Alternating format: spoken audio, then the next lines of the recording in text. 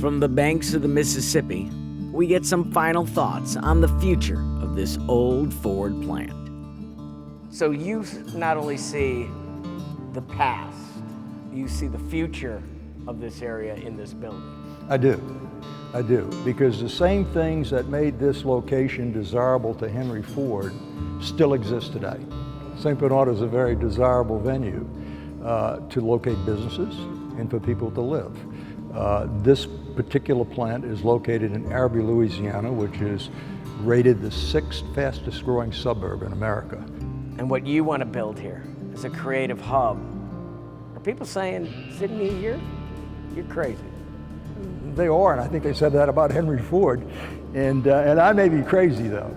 The ghost of Henry Ford pops up right here, right now. What does he say to Sidney Torres? Go for it. Henry Ford's ghost may not be here, but his spirit lives on in the future of his old assembly plant in Arabi, Louisiana. Time to drive back to the future and leave the past behind. But in the meantime, stay driven, my friends. I'm not gonna get this car to move.